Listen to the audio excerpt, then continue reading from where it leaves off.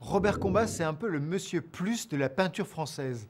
Toujours plus de coulures, de toiles bourrées d'images, de titres à rallonge qu'il serait impossible d'écrire même dans un coin de l'écran.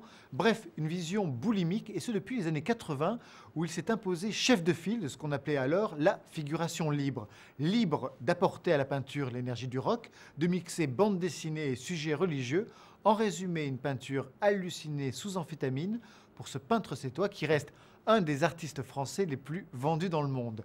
Nouvelle consécration aujourd'hui avec la rétrospective que lui organise de son vivant le Musée d'art contemporain de Lyon.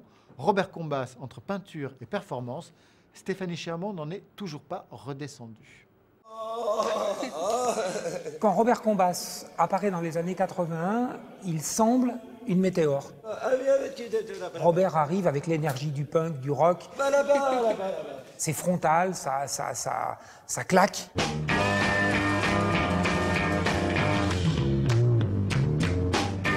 Un artiste qui claque. Robert Combas, français le plus coté du marché de l'art contemporain, voit 35 années de sa création exposées à Lyon.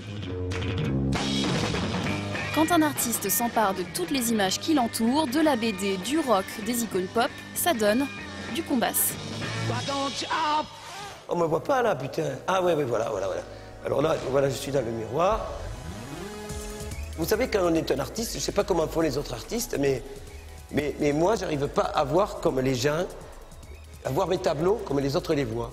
J'essaye de faire comme si j'étais, je sais pas pourquoi, comme si j'étais c'est pas moi qui avais fait l'œuvre.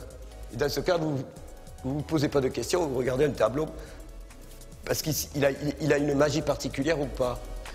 Ah, d'accord, j'ai compris. Au début, j'ai voulu faire quelque chose d'anti-norme.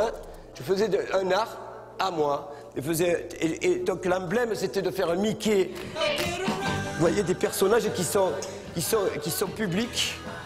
J'ai le droit de faire comme je veux. Sa peinture passe par une liberté totale. Combas est à l'origine d'un mouvement en art, la figuration libre, pas de code ni de règles. Tout y passe, même les classiques.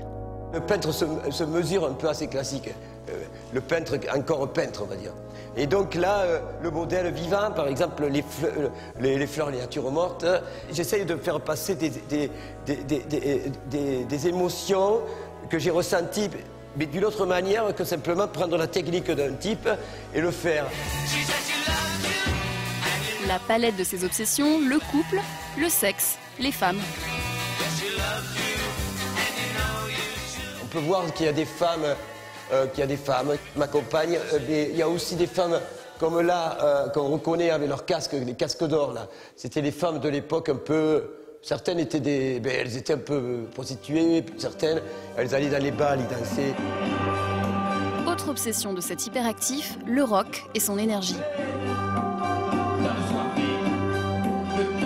La musique rock, en parallèle, je l'écoutais comme quelque chose d'abstrait. Les Beach Boys, les Kings, tous les groupes des années 60 anglais de caractère rock. Voilà. Puis Jonathan Richman, c'est un chanteur de rock, mais qui joue tout seul. Et ça m'a donné l'idée de faire un groupe, justement, avec aucun moyen. Je suis l'orange au cœur allé. Aujourd'hui, il fait de la musique, il fait du rock, oui, disons du rock, et là, il va être vraiment sur la scène. Et cette spontanéité-là, à mon avis, est essentielle. Le fait de revenir à la musique, c'est peut-être pour ne pas la perdre, parce qu'au bout de 35 ans, vous devenez très habile. Pour peu que vous soyez doué, vous finissez par faire des tableaux très facilement. C'est l'idée du vivant en permanence. Et ça, je crois que c'est typique de cette rétrospective.